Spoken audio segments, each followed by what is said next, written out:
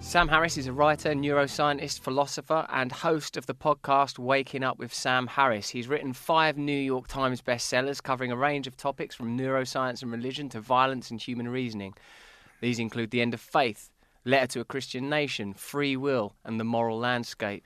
He's the co-founder and chief executive of Project Reason, a non-profit organisation that promotes science and secularism, and has argued that science can determine moral values. He's previously studied both Eastern and Western religious traditions, including Buddhism, Hinduism, making several trips to India and Nepal. He is now a proponent of secular meditation practices. He's vegetarian, practices Brazilian Jiu-Jitsu, and is married with 2 daughters and has a correction. I'm going to have to recant on the vegetarianism. You're recanting the vegetarianism. Yeah, for the moment, unfortunately. But apostasy! Yeah. Well, it's exactly like apostasy. Yeah. Well, welcome. Thank you. Regardless of the embracing... the abattoir that I'm trailing behind. Yeah. Thanks for coming on. I've wanted to talk to you for such a long time. Oh, yeah, and I've heard from so many of our mutual audience members that we should be getting together, so... Because I suppose it's been in the works for a long time. Yeah, we exist in that sort of in the sonic boom created by Joe Rogan, perhaps. Yeah, maybe. Yeah. Heard you on Joe Rogan. I listened to Waking Up. And I've heard a bunch of your stuff. I saw you on Joe Rogan as well. So yeah, Joe is the 800-pound gorilla of podcasters. Yes, he is. Everyone knows. Yeah, he is very much we are all orbiting Joe Rogan. Yeah. Let's face it. Yeah. God, there's so much stuff I want to ask you about, but because there's loads of things we agree on, but there are some pretty distinct things that I imagine we disagree on, and I suppose these will be some interesting things to analyse. But just to start us off, I suppose. Tell us a little bit about the fusion of neuroscience, philosophy, and atheism that has become sort of the defining of people's perception of you. That there's a sort of I suppose a neurological underwriting for your sort of personal perspective of atheism, and how and what you've learned in the sort of like the 10 years since you've come to prominence, and how your position has perhaps evolved. Yeah, well, the Atheism Connection is probably just an accident of history more than anything, because it really is what happened to my intellectual life right after September 11th. So I was doing my neuroscience PhD. I had a background in philosophy. I went into neuroscience very much with the interest of a philosopher. I was always interested in understanding the human mind at a high level that really I would only be doing work in people, and I was never thinking of curing diseases. I mean, it was all about just understanding human subjectivity and consciousness and morality and human reason. These were the kinds of higher level mental attributes that interested me. And so I was in the middle of my PhD. I had done my coursework. I was getting into neuroimaging work on belief. I was studying the difference between belief and disbelief and uncertainty. And then September 11th happened. And I had a background in meditation. I had a background in explicitly trying to cash out rather ancient spiritual concerns through whatever methodology was available. So I had taken psychedelics in my 20s. I had spent about 2 years on silent retreat. I was very connected to the experiential side of what people think their only religion is good at, right? But I was not a believer of any sort. I was an atheist, but I never thought of myself as an atheist. I was totally unaware of atheism as an organized political movement. I couldn't have told you who Madeleine Murray O'Hair was. I mean, there's a famous atheist. I was aware of people like Richard Dawkins for their science, but I was not someone who had read books on atheism. And so my first book, The End of Faith, which really initiated this publishing phenomenon that was called the New Atheism, because then it was me and then Dawkins, and then I came out with my second book, and then Dan Dennett and Christopher Hitchens, all of us had these books that came out. I never even used the word atheism in The End of Faith, and it wasn't that I thought not to use it. It just was not a word I used. So I was just talking about the conflict between reason and faith, the conflict between science and religion, the obvious untenability. I mean, the actual proper horror of the fact that we have a world that is shattered into these separate religious communities and these separate and incommensurable worldviews based on an adherence to these ancient books. And that strikes me as, and then as it struck me then and it strikes me now as just as perverse as people blowing themselves up over rival interpretations of Shakespeare. I mean, just imagine there was some Hamlet cult versus some King Lear cult, right? And people are willing to die for these differences. I'm English. Those cults exist. Yeah, right. But that's the world we're living in. I mean, our world is just that absurd. And so I reacted to all of this in the aftermath of September 11th without ever defining myself in my own mind as someone who was now shilling for atheism. But then I got inducted into the conversation about atheism. So it's somewhat ironic that atheist is one of the first words that in my bio, but it's not an identity. It's not really how you see yourself. No. That was retrospectively applied. Although you're, as you say, you're kind of the inciting incident of your public life. Your life as a public intellectual was 9/11, which you rigidly define as I suppose, judging from what you've just said, as a religious event primarily, or an act of religious violence. Oh yeah, well, it was clearly that. You might want to talk about other variables that could explain it, or that could have other motives that people might have. You might want to talk about politics or economics or U.S. foreign policy or the legacy of colonialism. But I think it is absolutely clear that while those variables account for some of the misbehavior in our world, there are still people who get up in the morning with 100% of their motivation being a religious expectation of an afterlife. I mean, these people exist. I can just find you these people who have none of the other variables that people would want to use to explain. I mean, the terrestrial variables, economics, politics. There are people who have never suffered any economic insecurity who devote their lives to jihad. There are people who drop out of the London School of Economics who are British citizens so that they can go fight with ISIS. So, and it's... What does that, to you, imply? The toxicity of religious ideology? Well, it's the power of belief. It's not even purely toxic. I mean, this is the horrible paradox here. I think the experience of people, even in the most extreme, and we might want to say psychopathic cults, right? Something like ISIS. The experience, by and large, is not of being a psychopath. It's not like ISIS. And again, now we're sort of now focusing on. Obviously, my criticism of religion is much wider than focusing on fundamentalist Islam. But to take this case, many people think that ISIS was acting like a bug light for the world's psychopaths, that only psychopaths would go over there and behave this badly. And what you're talking about is bad people who would behave badly anyway. These are people who were going to rape and kill anyway, and they just found an excuse or a pretext by which to do it under the aegis of religion. That's just not true. I mean, we just know enough about the bios of these people that and you would never say that of someone who was observing some other religious behavior slavishly under some doctrine. So you wouldn't say that, you wouldn't explain the behavior of people at the Mass, the Catholic Mass, where they line up to eat a cracker. You wouldn't say, well, this is just politically motivated cracker-eating behavior. These people would find pretext to eat crackers on Sundays anyway.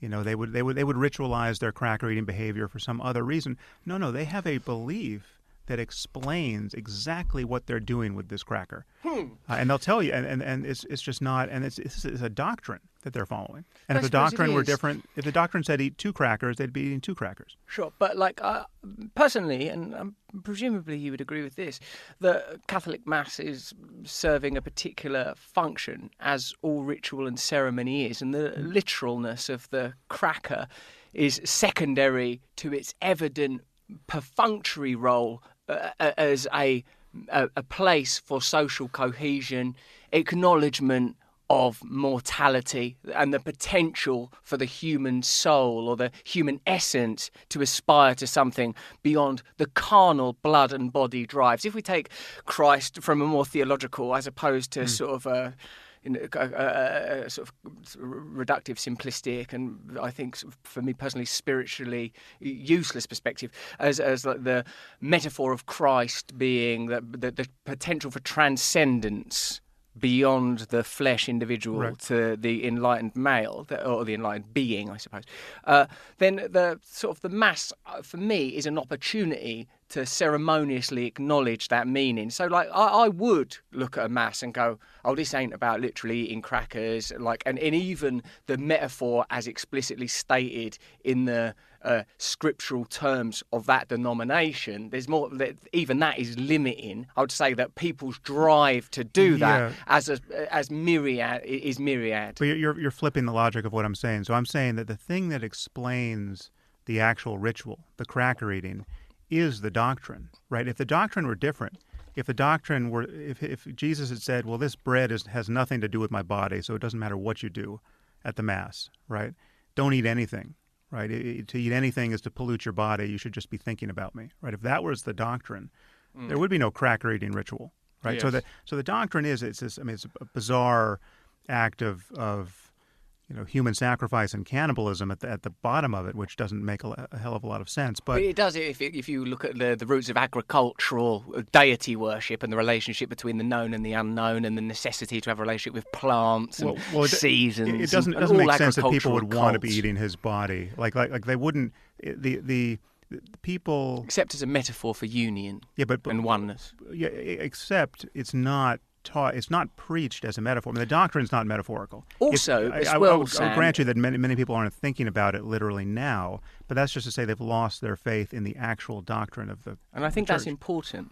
And also, I think we have to look beyond rationalism. I think when we're dealing, you're a man who's deeply interested in mysticism and spirituality and anything, once it's on the plane of the corporal and the rational, then to evaluate the symbols purely rationally, they're always going to be sort of kind of left wanting because, eating a wafer or drinking some wine. But if you have a relationship with the wholeness. I would be slow to conclude that. I don't think you have to be irrational to use these tools. Or beyond rational. Not just irrational, not like a necessarily less than rational, possibly more than rational. There's clearly more than forming a rational understanding of the universe. There's more to life than that. I mean, there's fun, there's love, there's beauty, there's more that we want out from life than simply not being wrong, right? So I'm not saying that reason is everything, but the question is, do you ever have to be irrational to go beyond merely conceptually understanding the world? Do you ever have to lie to yourself? Do you ever have to lie to others or believe the lies of others to go into these other areas that no, but but most people are living as though absolutely you do, because religion is just the most profligate example of lying that any and self-deception that we know. Not as much as politics, is it? I mean, like I think it's just more evident. Every bit as bad, except then it pauses an afterlife where it gets all cashed out. Except, of course, again, to return to the point about 9/11, your particular induction, sure. Unwittingly or otherwise, into what's become known as the new atheistic movement. That, for me, this is a question, I suppose, is for me, that particular event, taken in isolation, is barbaric and horrific and dreadfully cinematic and totemic. But definitely taking place within a historical context. For me, the variables that you fleetingly mentioned, economics, colonialism, these are how do we delineate? How do we where are these imaginary lines drawn between this is religious violence, this is political violence, this is acceptable violence? Who draws those lines I think they can be very easily drawn when you take the case of any individual and his or her motives. Individuals. Yeah. What you think we have to resort to individualism as opposed to cultural, national movements. You have to say that individual's crazy, but that state and that state's actions. Well, so I would first say that very few of these people are crazy. So let me just break this down a little bit, because there are many different types of violence, and so there are crazy people who are just crazy in the more clinical sense of that term, which is to say they're suffering some thought disorder. They're suffering from some kind of delusion, right? So, many of these people are schizophrenic, but there are probably other ways we want to class a thought disorder here. But they're not rational. They don't have rational goals. They're hearing voices. They think they're talking. The son of Sam thought his dog was telling him to kill people. Next door's dog, actually, not even his own right. dog. All right, okay. Start listening to other people's worse pets. Still, yes, exactly. Pay attention to your own dog before right. start worrying about the neighbour or the pets. So yeah, we all recognise as a thing called mental illness. Yes.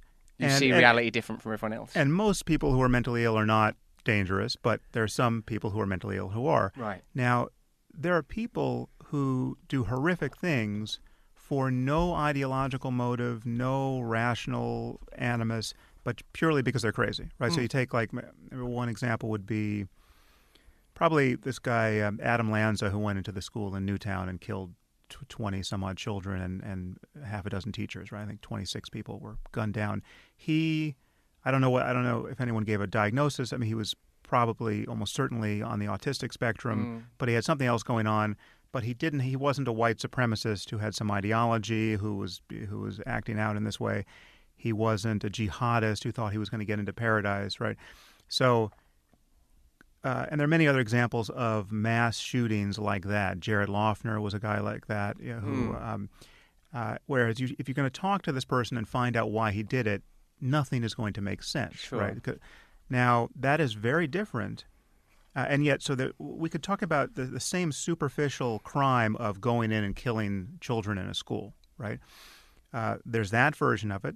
Then there's the really angry and I would argue psychopathic, sadistic, classically evil person who just wants to kill kids, right? Who just gets off on all of the misery he's going to create as a result of this crime. Now, this person is not suffering a thought disorder. Now, if we knew more about the brain, I think in the end we would be happy to say, well, there's still something wrong with this guy's brain. I mean, human evil is a species of neurological disorder, but we don't understand it yet. And so now it's tempting just to say, well, these people are evil, right? It's a very different kind of person from the first person.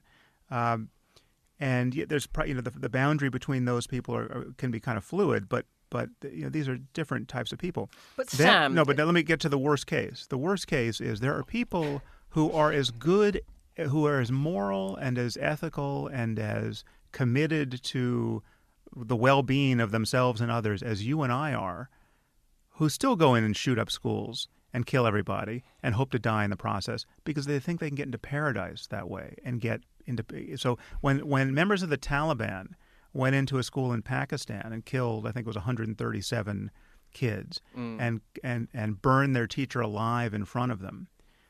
You have to ask yourself, well, do you think all members of the Taliban who did this, and then all of those in the Taliban who endorsed this, were all just psychopaths or mentally ill? No. If you listen to what they're saying, if you listen to what they believe, if you read the texts that they think are the verbatim word of the creator of the universe, it all falls into place. This is perfectly rational behavior given the requisite beliefs, and that is what is so horrible about this kind of dogmatism. But that, even that process, that sort of extreme example of the execution of children in schools, it would be sort of an elective reading of even that particular doctrine. There would be particular passages you go, oh, here's the passage, or that sort of... Not so much, unfortunately. Or there's loads of stuff that's like live a peaceful life of devotion. Not loads of stuff. Have you read the Quran? Have you read the Quran cover to cover? Of course, I bloody well haven't. Yeah, okay, but I've barely got through these notes for this interview, Sam. I'm doing this thing on the fly. You can I've got do a few other it. points. It's a short book. No, I've checked out. I mean, my general feeling is that the Quran wholly is like most religious scripture. The intention is to create a social environment where people are benevolent and cohesive, which ultimately became a tool for social control as a result of the way that power structures but there's more to that. There's act life within after death. religion There's and politics. But I don't know. I think, again, that I wouldn't deliberately misread the metaphor. For me, life after death, and this is a person that spent 2 years in a silent retreat, I would gather you would dig this, is that beyond the life that is determined by primal desires and biographical wants and your imagination of yourself, there is a life after the death of that individual. After that individual dies and you recognise that the temporal can never provide fulfilment, you gain access to a sort of a second life, an afterlife. The kingdom of heaven is spread upon the earth and man sees it not. The kingdom of heaven Are you talking about the life after the death of your ego? I suppose so, Sam. Yes, I would say I would imagine, like, if it's not talking about that, I don't know what it's talking about. And what the value of that would be. But that's fine. But as a manual for being human. Also, Sam, there's so much, mate. Let me hold on a sec. So we've got to go through. You did a big classification system of the degrees of who's the worst madman. I just want to put a flag right here. We've got to do the schools. Okay, well, we'll do that. But do your flag, and then we're going back to the schools. I just want to acknowledge that whatever my personal reading, whatever your reading is, most people, most of the time, think that the afterlife is a literal place you go after you die. That consciousness survives the death of the body. And in the Judeo-Christian tradition, I know, especially the Christian, mate. and the Islamic tradition, it really matters whether you believe the right thing or not. I mean, in fact, this life doesn't matter at all, and that's what's so corrosive about this belief system. But but let's look at some of the alternatives. Now, we just devised a barometer of degrees of madness and the worst types of madness and the worst way to have your kids murdered in a school by which particular type of madman. But we should probably bring into the mix, from the sky by a drone. Because for me, I don't want my kids killed in a school for any ideology, whether it's grounded in sort of rationalism and economics, or whether it's a book that's a bit older and more, I don't know, esoteric or colourful or imaginative. I don't know sort of how to determine it. But what I suppose the heart of what I want to get to is, whilst undoubtedly religion has been used to justify violence from all types of angles in different historical moments, and Buddhist violence in Burma and Christian violence in like in the Middle East, or secular violence underwritten by Christianity, resourced entirely from Christianity and sort of Christian dualistic notions, undertaken by far-right Christian presidents and whatever, or sort of the more lucid, livid, and obvious and contemporaneous far-right extremist Islamic violence.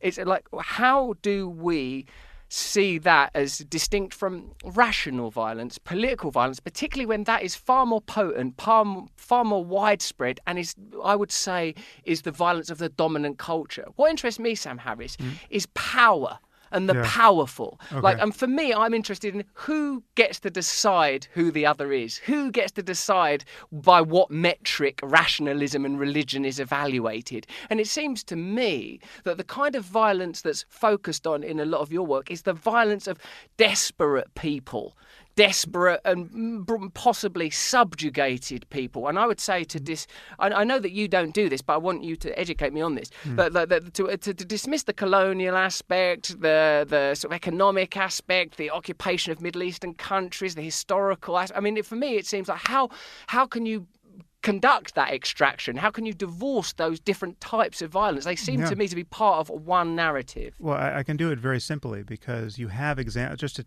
dissect out the variable of colonialism or oppression from the outside. You have examples of people who have been oppressed, as oppressed as any other people, who don't resort to this kind of violence because they don't have the same belief structure, right? So take that. Here's an almost perfect scientific experiment. You have Palestinian Christians and Palestinian Muslims living in the same occupied territories, right? Now, who was before the Israelis put up the wall, who was blowing themselves up in pizza parlors and discotheques, right? It was 99.9% Muslim, right? It was not Christian.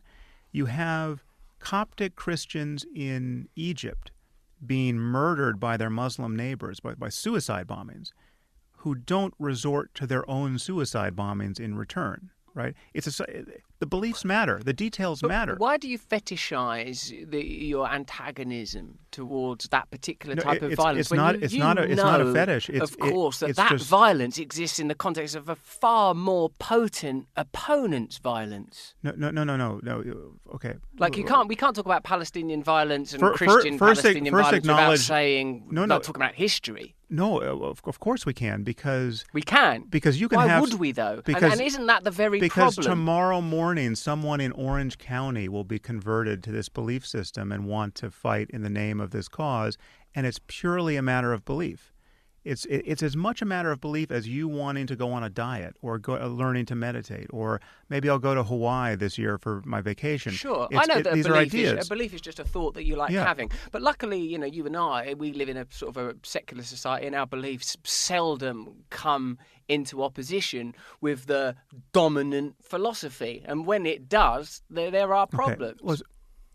What worries me? Here are my background concerns. I think ideas are the most powerful things we've got, right? Ideas are the operating system for human life and human culture. Yes. And if we fail to build a civilization that works, it will be because of the failure of ideas or our failure to communicate good ideas to one another in such a way that's persuasive. So I mean, how do you get 7 billion strangers to peacefully collaborate with one another? It is a matter of conversation that ultimately gets people to converge on common projects and common values. And so all we have is conversation. And when conversation fails, all we have is violence, right? There's really just two modes, conversation and violence. And what you're talking about, when you're talking about power and its misuses, you're talking about state violence or state coercion that you deem to be illegitimate. Now, I'll grant you, if we took a list of all of these cases, CIA-run coups in other countries, sure. You and I may just check the same boxes, like, well, that looks illegitimate, or that had consequences that could have easily been foreseen. Lots of people suffered and died there that shouldn't have. And what were the objectives? All of it, yes. But when I'm looking at cases of when I prioritize kind of the light of shining the light of my criticism on specific ideas and specific human behavior, I'm looking by and large for the craziest and most dangerous ideas that should be. I mean, this is really the low-hanging fruit for kind of bad epistemology. Like the human behavior that should seem impossible, right? Like, and suicide bombing. So it's just aesthetics, really. No, it's not. Suicide bombing looks bad. A drone bombing. It's not just nice. aesthetics. It's not just aesthetics. Well, how is it not aesthetics? Because suicidal people are undeterrable. So jihadists are undeterrable. If the best thing that can happen in an operation is that you die while conducting it, sure. You are the perfect weapon. Wait. I just have to hammer this home. Go on. When you're talking about the possibility of something like nuclear terrorism or biological terrorism that, where someone tries to weaponize smallpox and kill 100 million people. Let's just mention that nuclear terrorism is not hypothetical. It already happened 50 years ago, underwritten by secularism. I won't call that nuclear terrorism. Or nuclear, I don't know. There was certainly a first I use bet if you were in Nagasaki that day, semantics wouldn't be your primary concern. What should we call that thing? Ow, my teeth! It's reasonable to ask how the Japanese view it now and how the Japanese view the relationship to the United States now. There's an argument. I'm not defending. There are narratives, Sam, that supersede the apparent narrative of nationalism and geopolitics, where there is an economic determinant. They make where more or less Japan sense. and the Japan and the US no longer see themselves in oppositional positions. Right. Do you see? Well, so one question is how are we going to get all of these societies that are at and these 7 billion people, to see themselves in non-zero sum arrangements with everyone else, and what will have to change to make that possible? And my concern with religious fundamentalism, and not all religions equally, but my concern is that these are the beliefs that are held most closely. They're the least negotiable. I mean, they're by definition non-negotiable. These are my faith-based beliefs. Are the beliefs that if you challenge them, that will by whatever evidence or whatever argument, I will take that as a personal insult.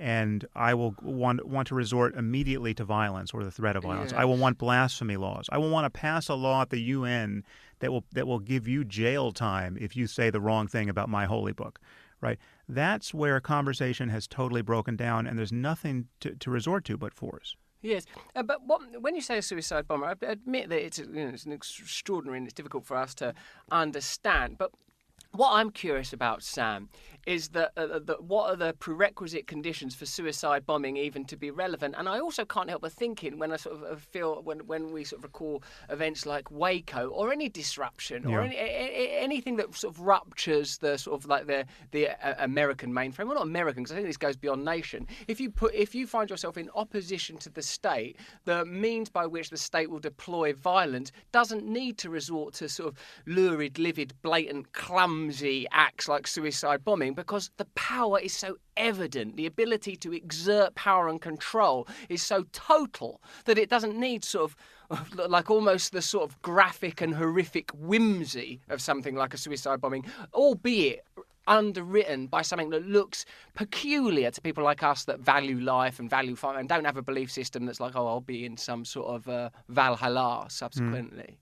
Well, you were using Waco as an example of state oppression or suicidal sacrifice? I'm using it as an example of that the kind of violence that interests me is the violence of the truly powerful. And the kind of so for me, it's like suicide, but I can see that it's it's gratuitous and sort of, and therefore an appealing form. But for me, when analysing 9/11, to focus on the perpetration of that event and the motivation of the individuals involved, as opposed to the geopolitical circumstances and what happens generally when two narratives come into conflict with one another, shortchanges us and means that we focus. My sole interest, Sam, is when you talk about how are we going to get these 7 billion people to cooperate and form communities based on mutual values, which for some reason I believe is a possibility. My own spiritual pursuits have led me to the point where I have a basic optimistic view of humanity. My own personal experience with Muslims has led me to believe that Islam is essentially a positive thing, a positive thing. But that's a bad way to take its temperature. Because how many Muslims have you had a personal experience with?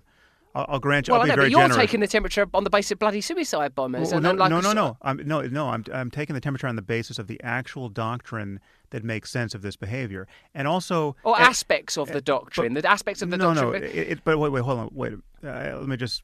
I got to. Look, I didn't imagine that we'd have this conversation and there'd be a bit where we went, Islam's not that bad. I didn't come into this room thinking that. But it's worth connecting a few of these dots, because it's not just a matter of the killing of people. I'm talking about how people want to live. So if you ask yourself, and this is just a thought experiment, if you ask yourself, if you gave perfect power to any one group, right? And they could impose their way of life on every other group. So you gave them, this is a magic wand argument that I use in my first book. Give Dick Cheney a magic wand. Dick Cheney, the prototypical evil mustache twirling bastard who gave us the Iraq War and is as demonized on the left as anyone.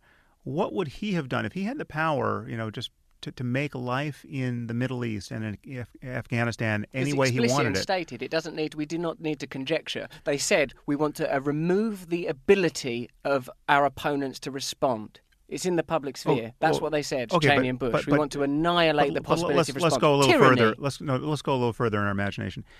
Do you actually think, and maybe Dick Cheney has been so demonized that he's the wrong case here? I don't have a strong opinion about Dick Cheney. Might be all right. He likes golf. Yeah. No matter how you spell that word. This is what I would guess, right? Someone like Dick Cheney, if given unlimited, just magic, the resources of magic. We don't need magic. Right. He said, remove the ability for them to respond. You're doing a too narrow a reading of that, right? Yes, we don't want these people to be able to attack us, right? That's the goal of the war. I'm saying, or to oppose our objectives in the Middle East. But we want to do whatever we want. So what would we want? To ransack that region for all of its energy resources for a kick-off. We want total unchallenged power, tyranny. But I'm talking about magic. We don't even need to steal their resources. We have the power of magic now. What life would you impose on these people, right? What life would the worst of us in power, like Dick Cheney, impose on these people. I think he'd make Afghanistan or Iraq like Nebraska, right? He would not be some hellscape of unnecessary suffering. It would be a Starbucks on every corner, mere capitalism. Now, you have your critique of this way of life, no doubt, but what he would want to impose on these people is orderly, economic, probably good Christian behavior, right? He would want movie theaters. Possibly. They'd all be watching the Oscars, right? Now, what would Abu Bakr al-Baghdadi impose on everyone else? He's told us explicitly, because he tried the experiment in Syria and Iraq. We know exactly how he wants to live, and he wants others to live. It is 7th century theocratic barbarism. And there's no doubt about that. It is fornicators, homosexuals thrown from rooftops, and fornicators with their throats slit. One thing that surely we can agree on is that what the second guy whose name I don't know, tellingly, the head of ISIS, is irrelevant. And he's what not irrelevant. Dick Cheney he's the head of ISIS. It's broadly speaking irrelevant in terms of impact. Let's return back to the sort of macro view of 7 billion individuals. Dick Cheney's Starbucks on every corner. That's happening. There are 1.7 billion Muslims, a majority of which live under some significant theocratic constraint. You're talking about women. But we live under theocratic constraint. It's not the same theocracy. Listen, Sam, I'm just as concerned about Christian theocracy as you are. How can you? Because I think you're about to talk about sort of gender issues, but you're once again it's not just use gender. It's free thought issues. It's science. Surely, but the metric by which we evaluate them is a distinct metric drawn from another narrative, and we might say, oh bloody hell, women dressing like that or whatever. We can't. I don't think we're in a position to make those kind of decisions. Of course we are. You don't think you're in a position. Why do you think that their narrative should adhere to our template? Well, first of all, so you imagine that most women forced to wear a burqa. I don't know about forced. And my experience and my conversation they're all being forced. has been that it's more that we ought to regard it. But I've asked Muslim women about it, and they said it's like a discipline, and we dig it. Yeah. Okay. Oh, yeah. But first of all, now I'm talking about a burqa. I'm not talking about someone going to Barnard who elects to wear a headscarf because she likes the way Linda looks. I don't like the imposition of our heterogeneous, hegemonic ideas of how masculine and feminine relationships work might not be universally applicable. No, it is. Something is universally applicable, and if it's not universal, we can understand those differences. So if there's a culture where they like spicy food and we don't. But eating spicy food is just another way to be happy as an ape. We can understand those differences biologically and culturally. The idea that it just may be as good a solution for the how to maximize human well-being to put half the population in bags from the moment that and not let them learn to read. I mean, I'm taking Afghanistan. I'm taking the local case of Afghanistan under the Taliban. And it may well fall back. I mean, it's actually Afghanistan currently as well. You're talking about women who have almost the worst possible life on planet Earth. I mean, we're talking about maternal mortality rates that are off the charts. You're talking about illiteracy that you have to go back 200 years in the West to find that level of illiteracy. I think this is precisely the kind of reasoning that's used to justify the bombing and commercial colonization of those territories. They're not like us. They treat women different from us. I don't think we're in a position to make those judgments. Okay, so then tell me how you would react to this. I have 2 daughters, and if I were thinking the way you were thinking about this issue, what if I thought it would be a great idea to have a cultural exchange program where I just sent my daughters over to Afghanistan to live with a Taliban family? So rather than go to summer school here and get prepared to go to an Ivy League college or whatever it is, I send them to live with the Taliban. You don't need to explain all this to me. I see where you're going. Okay, I'm not 9 years old. No, but Sam, darling. Listen, my point is, you got to answer it. All of your thought experiments. Well, I'm from a Western culture. I've been indoctrinated differently. So you're saying there's no right or wrong here, I don't think that I'm not in a position. I think it's very different. Me saying I've been born in the West, I've grown up in the West, my daughter's born in the West. Now impose upon her a totally different set of values. I wouldn't want her to go to the Deep South either. There's all sorts of things. I wouldn't want her to go to places in Britain. You don't think it's unlucky to be born a girl in Afghanistan 5 years ago? I think that these kind of sort of theoretical tableaus are used to create a false hierarchy and a moral superiority by a dominant culture that subsequently uses thinking of this nature to underwrite the modern day colonization and subjugation of these people on a massive scale. Right, so and as barbaric and disgusting as 9/11 was, a daily 9/11 since then, so that a state system can perpetuate itself using rationalism, using comfortable means of executions that glide slyly by all white in the sky, is no better than 9/11 that it was a riposte to. It is better. So we can talk. So you're invoking many things here which we should treat systematically, things like collateral damage. So you drop a bomb. I don't even like that language, collateral damage. It's a euphemism. No, it's a euphemism, but that's the word we use to talk about unintended people getting killed by bombs. But what is that? Like when 87% of drone strikes result in fatalities. The data here are hard to get our hands around as well. People because are sort of saying highly politicized. Yeah, of course it is. Yeah. But the language is important, and who decides what language is used, and who decides what is powerful, and who decides what's rational violence, and who decides what religion is even. But so let's treat these things point by point. So first, let's take them in a giddy blur. Yeah, right, exactly. Yes. Well, I'm trying to get out of the blur. Yeah, the giddy blur is now in my mind. So there's a fundamental claim that you have just made, at least implicitly, that I disagree with, and that I wrote my third book to rebut. My third book, The Moral Landscape, is an argument that we can talk about questions of right and wrong and good and evil in universal terms. That these are not merely cultural or personal affectations, right? It's not that we're not free to just make up... You're going to do one of your thought experiments in a minute. Well, no, but... I can see you're on the edge of saying, if it's someone wants to have sex with a baby, you'll say it's wrong. The reason why thought experiments are so useful is that they're the pure case, right? They're not... You can take one variable at a time. But this idea that it's all a matter of personal taste or all a matter of culture, right? It suggests that all cultures, therefore, are... I mean, the moment you make the link between questions of good and evil and the well-being of conscious creatures, like questions of happiness and suffering, right? Yes. And I think that link is very direct. I mean, that's a separate conversation we could have, but I think the only intelligible morality has to focus on human suffering, human well-being, and even more broadly to the suffering of any conscious system. So it's animals. Right, if we're torturing pigs so as to get bacon, we have an ethical obligation to not do that, do that less, find a better way of doing that so that it's no longer torture. Of course, breed pigs that don't suffer, whatever it is.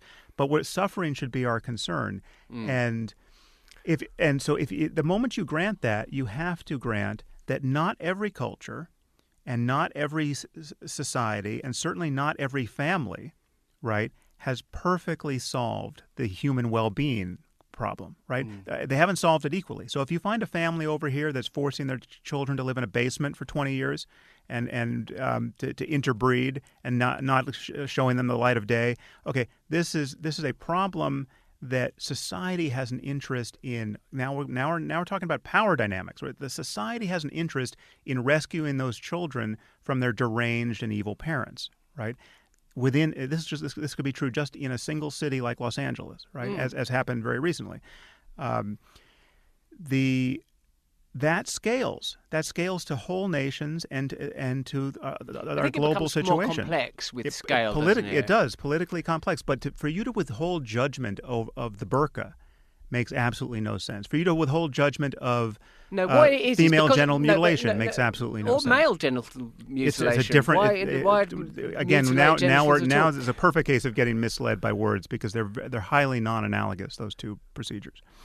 I'm not in favor of male circumcision either, but I'm just saying to use the word mutilation or circumcision synonymously. Use the word mutilation. No, you just jump to the men, though. Yes. Now listen, but like when we sort of interchange styles of dress, we're still in the giddy blur, by the way. Good, I never leave it. And personal submission. When we interchange that with sort of subjugation of a family and keep people in the cellar, there's different levels of complexity. Now, I'd like to, if I may, shift gears a little, Sam, because one of my great interests in you is your immense intellectual capacity and your, what do I want to call it, without being deliberately provocative, zeal and love of ethics and morality. And I would like to know how that relates to your personal spiritual life. I know you are a great meditator. You said, like, I've never had 2 years silence. I think I'd struggle for 25. Well, I mean, I meditate twice a day for 20 minutes and I don't find it easy. Great.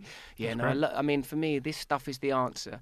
Now, the reason I meditate, the reason that I embrace a spiritual life is because I believe, I've experienced that for me personally to become a valuable member of society, whether that's on the micro level of my family and hopefully on a broader level, I have to take personal responsibility for the fact that I'm a complex individual, that within me, all of the things that I would condemn over the course of a podcast, talking to a brilliant man like yourself, maybe 1 minute I'll condemn violence, another minute I'll condemn egotism and self-centeredness, that I am victim to all of these. I'm perpetrator of self-centeredness and egocentrism. And the tool that has helped me most to overcome these personal problems has been a kind of a spiritual Weltanschauung. And I planned to use that word with you today. I got it. My German's bad, but I got that one. Well, that's literally the only German word you'll hear, because it's the only one I know. Okay. So, so my spirituality has been my personal vehicle for carrying me away from sort of selfishness, self-destruction, and I'm talking as a person that's overcome,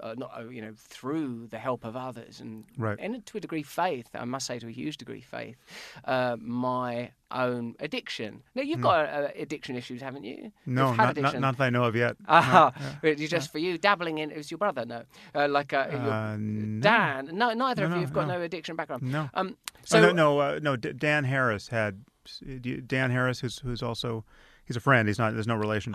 But he wrote the book 10% Happier, and it was a big bestseller about mindfulness. And so he's had issues that he's talked about. I see. Well, forgive me.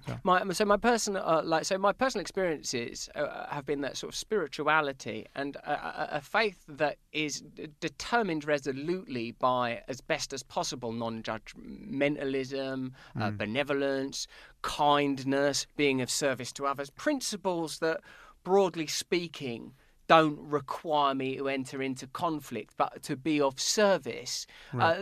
This, for me, I think, is an incredibly valuable resource. And these things, and ethics in general, are drawn, not ultimately, because who knows what preceded religion, some form of theatre and ritual, who knows what they're doing down deep in the dank of the forests, what gods they devised there. Where eating mushrooms, yeah. Well, precisely, where consciousness is a little more open. I suppose what I want to understand is, how does your personal spirituality serve you ethically, and where does that intersect with beyond tolerance, because tolerance suggests that there's something to tolerate? Where does it lead you to compassion and love, and what solutions do you think can be derived from your personal experiences of mysticism and spirituality?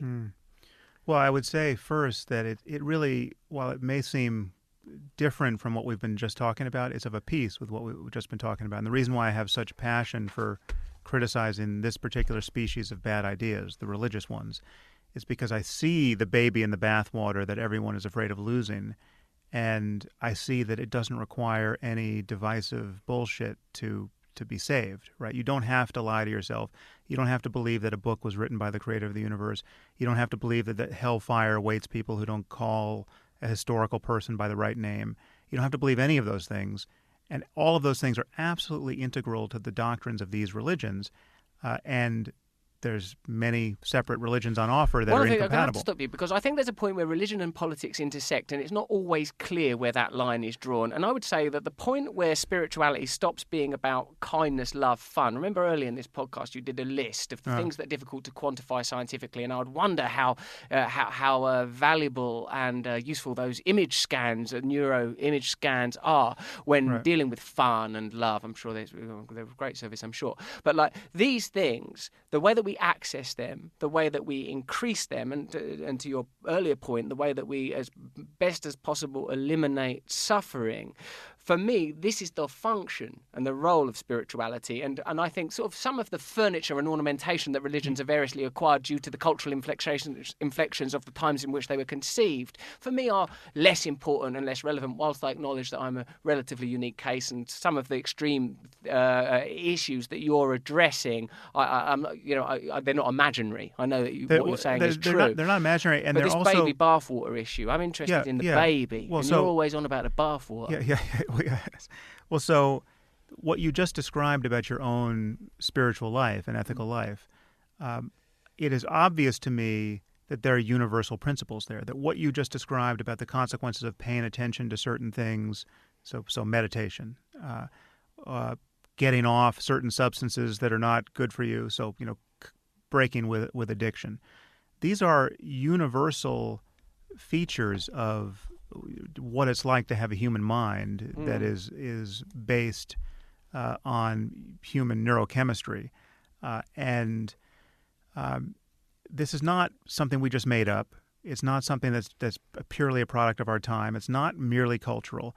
And that's why sticking girls in bags for their entire lives and not letting them read stop saying is that. bad. I think it's derisory. It's exactly what's happening in Afghanistan. I'm not talking about I'm not talking about the voluntary. You shouldn't use incendiary language if you're here to convey love. It's exactly. Why use that? Because why bother? How can you pretend to love girls if you're not as concerned as I am about this mistreatment of them?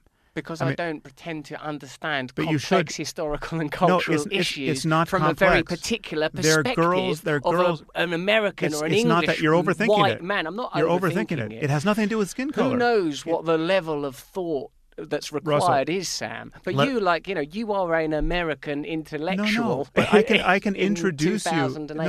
But just take a few facts on board here. I can introduce you to women who, of whatever shade of brown skin you require, I have no requirements. That's one of the beautiful things about me. Who have grown up in these cultures, who will say exactly what I'm saying about the consequences of compulsory veiling. I could introduce you to women of a variety of views that would say the contrary. No, they wouldn't say that. It's a practice of personal subjugation. It's the same as doing yoga or exercise. It's a way of refining your consciousness. But you're drawing the wrong lesson here. No, I'm not drawing the wrong lesson. I'm back to the because you're just missing a few facts. If you have those two people have a conversation, if you take someone like Ayaan Hirsi Ali or Sarah Haider, who runs the Ex-Muslims of North America, right? And you have her talk to someone like Linda Sarsour, the hijabi icon of the Women's March, right? Darling of the left now, who's actually a closet theocrat and quite a nefarious person when you get her talking about religion. I mean, she will not admit that life for women in Saudi Arabia is bad by comparison at all with life for women in the West. America should stop having such complicit trade relationships with them then. I'll agree with you there. So, but if you have two women of this sort talk, right? One who has taken off the hijab for reasons of not wanting to wear it and wanting to live in a system where she's free not to wear it, and one who says, I'm wearing it purely as an expression of my own religious faith, and it's just pure female empowerment.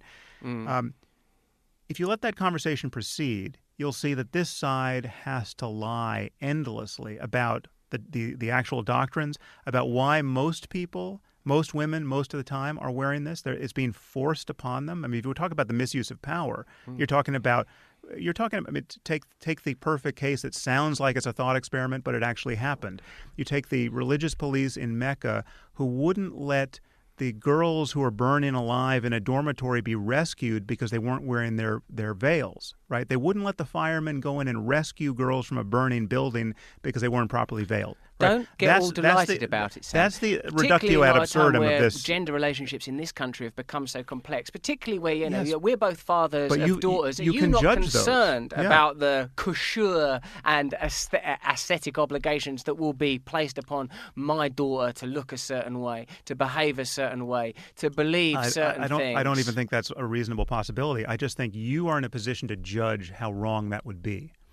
And if someone to judge how wrong what would be, maybe. Imposing those restrictions on your girls, you know that would be a diminishment of the well-being of your girls. And to Yes, but pretend to Sam, not know it of a girl in Afghanistan. I have to return to this fetishism idea. Why are you not more concerned by the continual objectification of women, the commodification of female sexuality, I've got two the girls. Advertising industry using females It's purely just as props? it's a different order of problem, but I'm totally with you there. Well, which one is more prominent? What do you think is more likely to happen to your daughter? That she's going to be whisked off to Afghanistan to be wife number 5, or that she's going to have sex with some dickhead because she's got daddy issues? My concern is for both things. Well, your concern should be for reality, not for abstract ideas that play into the hands of an already there's nothing abstract overly about the bloated burqa. power dynamic and a well-served power dynamic. Okay, well let's get whose side are we on? Let's get Who does the Grail serve, Sam?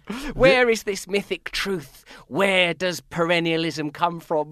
Why are these themes found throughout the great faiths? The oneness, the unity, the possibility for love.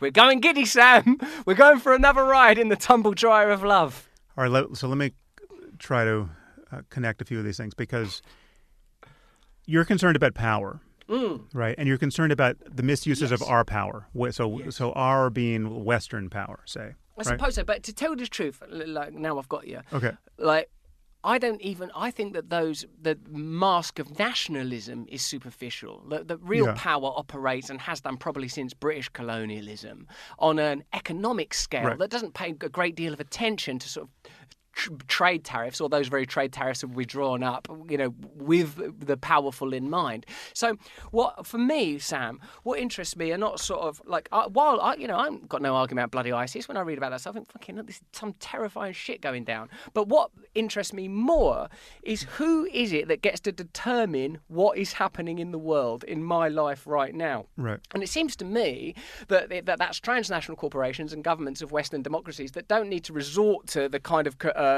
vivid acts of violence on their domestic population because it's unnecessary, because we've all been beautifully conditioned. And when it is required, when brutality and violence is required, it will be used. It is enacted. Okay. And that, for me, seems more important than people responding to that power. But if it's all important, Sam, then why is your focus continually on the sort of fetishized aspect of it? Well, it's again, to say fetishized is to reveal the problem that causes me to focus on it, because again, it comes back to the power of ideas. And I think one of the worst ideas going, really, is the one that you've expressed here, which is, who am I to judge? I'm just a white guy who grew up in the Western context. Who am I to judge the burqa? This kind of moral relativism, postmodernism. I'm not a postmodernist. Well, no, but I'm starting from the perspective of... I know you don't want to answer that name, but this is the intellectual trend that gave us this kind of apprehension around making these judgments, right? Who am I to say what would be a good life for somebody else? And no matter how grotesque the example of human suffering. I'm not afraid of saying that non-violence, compassion and love is the answer.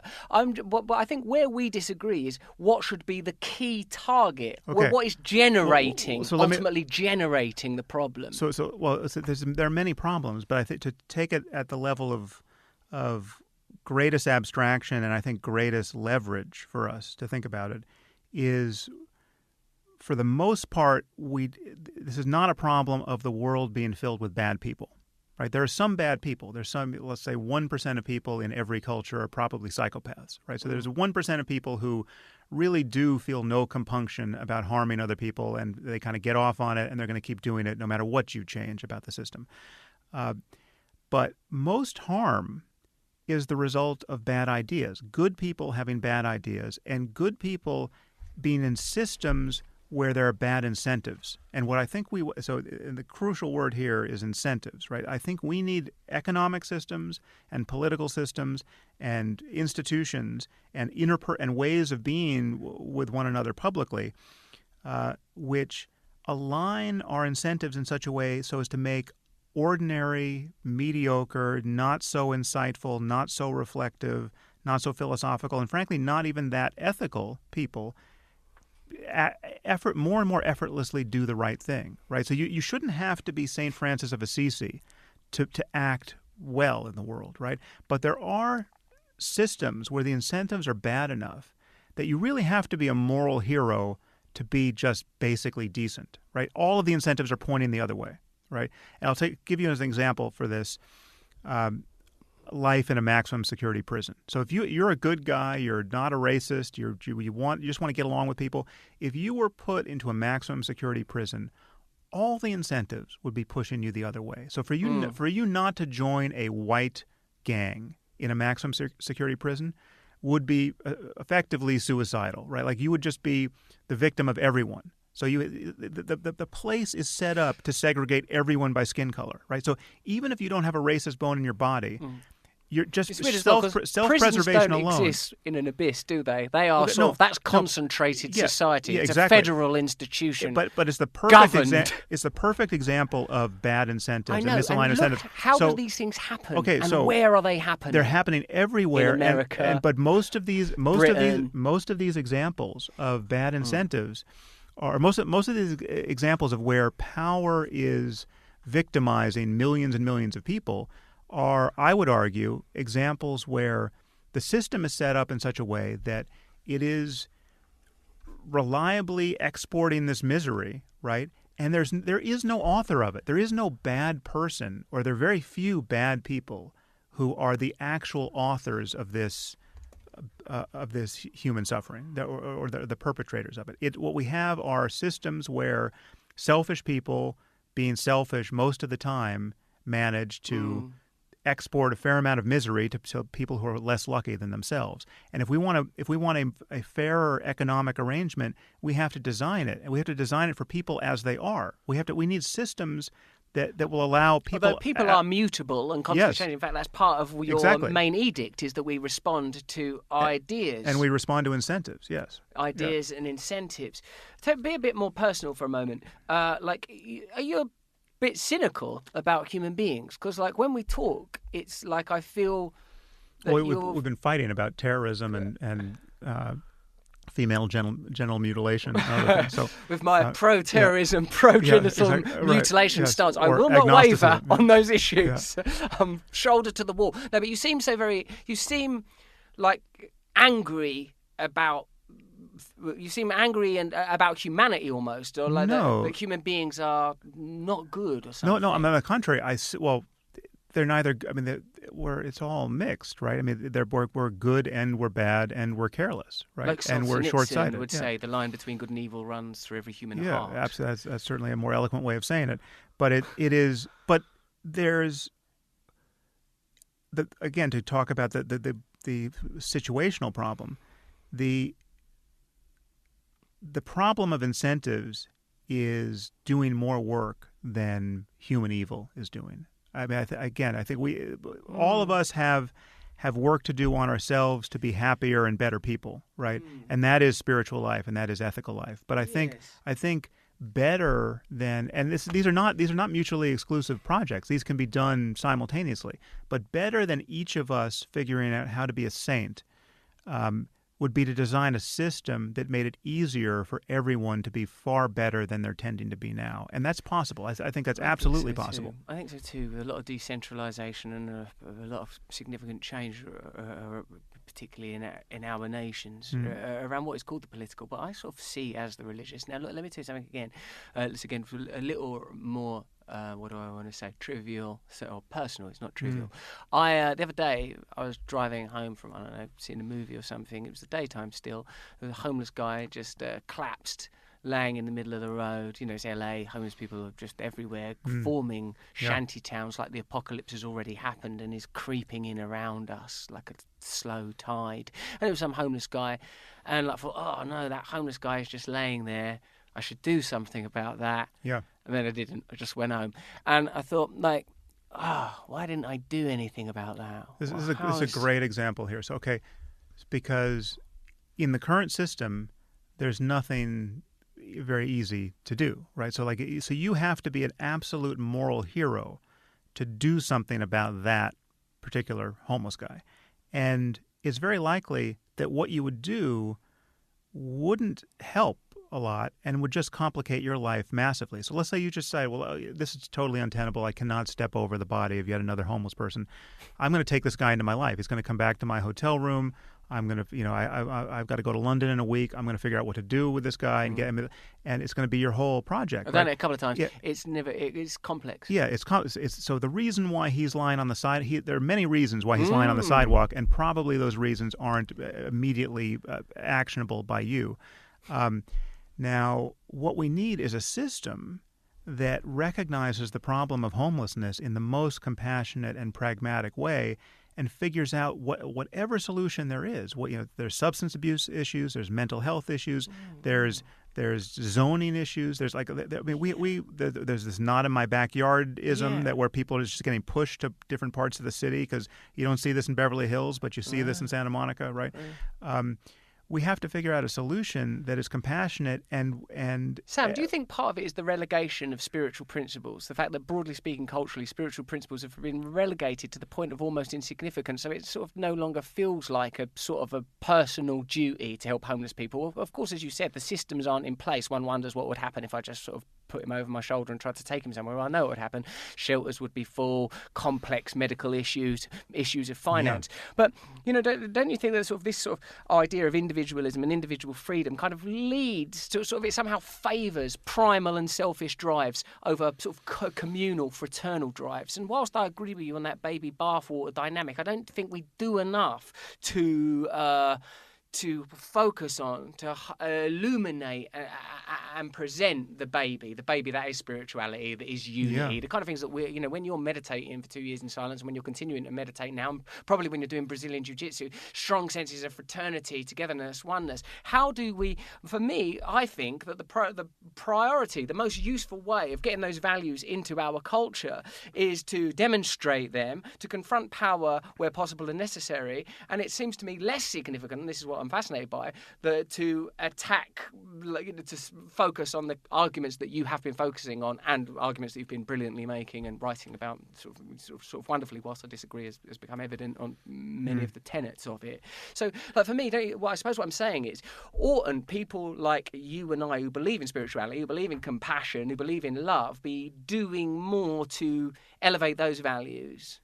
Yeah, well, I'm doing that a lot now. I talk about meditation and spirituality and well-being and ethics a lot. But it's got a behavioural. I know you're chairman of that deal with secularism and all that kind of thing. But how does that convert into boots on the ground love for other humans?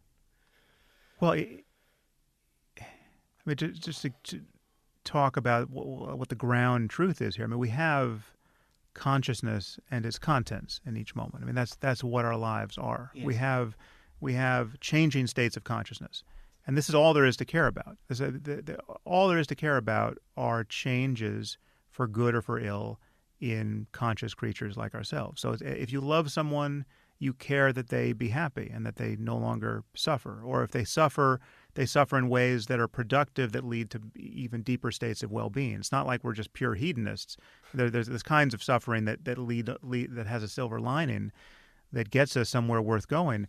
But when you're talking about finding meaning in life and making meaning together in community, you're talking about just what it's like to be you. Or you're talking about consciousness. And we actually know a lot about how to improve states of human consciousness and creativity and aesthetic beauty and ethical interactions and not lying and treating people the way you would want to be treated. Something like a precept like the Golden Rule. Super useful. that's a great piece of software. These fall under the heading of baby, right? They're all there in religion. These all come from Scripture. Okay, from theology. But they don't only come from Scripture. People had these ideas outside of religious traditions. You can find Greek philosophers who've said all this. You can find Roman. Religious. Right. Yeah, but nothing pagans. Nothing has to be believed on insufficient evidence to use these ideas and to find them compelling. I ask you this. Yeah, no, of course, I agree with you. You don't have to. I believe that. And there's a cost to believing any dogma. That the problem is any dogma. Sam. Any dogma consumerism, is costly. Consumerism, expensive dogma. It depends what those. Look at the homeless people on the street. Now, they are the price. They are the collateral damage of our culture. Sam. Are you confident that individual consciousness, like my individual Russell Brand consciousness and your individual Sam Harris consciousness, are distinct, separate things that are not qualitatively similar, if not ultimately the same? I know there is zero scientific evidence to suggest that all consciousness is one, but given your research scientifically and personal spiritual investigations, is there anything that suggests to you that consciousness as a phenomena may be universal? Well, it's universal in the sense that it is simply the fact of experience. It's the fact that there's something that is like to be you, and there's something that is like to be me. And so it's almost analogous to space. It's like the space in this room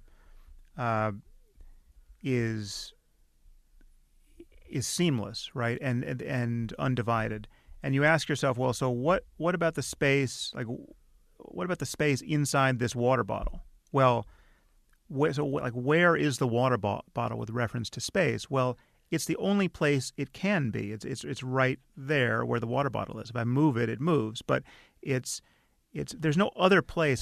So if you're asking about the space, it has a kind of sameness regardless of what object in that space you're talking about. And consciousness has that property, at least conceptually. Now, we don't know how consciousness arises in the physics of things. We don't know if it's a product of matter. Yeah, I mean, there's certainly good reason to believe that it is, but we don't know how far down it goes. It could be a fundamental constituent of matter, or it could arise on the basis of assemblies of neurons. Is the good reason to believe that it comes from matter, that the more complex an organism is, the more evidence of functioning rational consciousness there is? Well, it's a. I mean, you sort of start the universe from the Big Bang, right? And the idea that, we find complex arrangements of matter giving rise to different emergent properties, and life is one of those properties, and all of the features of life, reproduction and metabolism and the order we see in the natural world is the result of a process of increasing complexity, and at the end of some significant period, I mean, in our case, billions of years, you find organisms that exhibit the properties of consciousness, but the only consciousness we're sure of, 100% sure of, is the consciousness in our own case. Now, we can reason by analogy. We look at dogs and other complex animals, and we can say, well, to imagine that they don't have consciousness but only seem to have it, that's actually not parsimonious, because they're so similar to us neurologically and in every other way that to imagine that the lights come on somewhere between them and us seems irrational. But how far down that goes is anybody's guess, and intuitions really divide. So if you ask most neuroscientists or philosophers of mind, is there something that it's like to be a fly, right, that's got 100,000 neurons in its brain? People just, it's a kind of coin toss, right? Now, I think there's, again, so it could be, again, we simply don't know at what point consciousness emerges, but it's possible that single cells are conscious in some way, right? I mean, that's like you wouldn't expect the living world to appear differently if cells were conscious, right?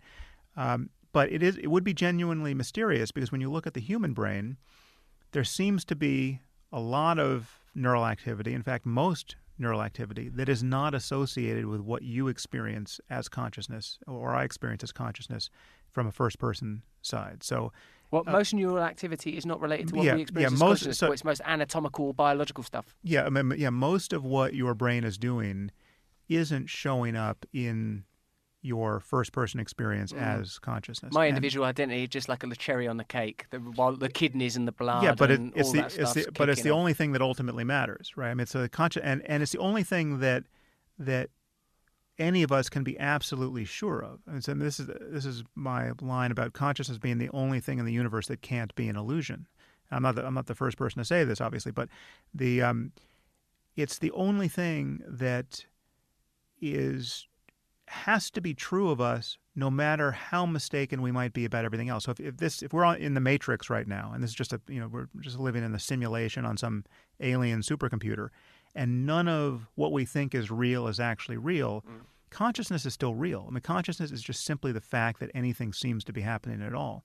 Or if you're really asleep and dreaming right now, and we're not really doing this podcast, you're totally confused about your actual circumstance, but you're actually not confused about the fact that you're conscious. Although it would explain why I've got no trousers and pants on.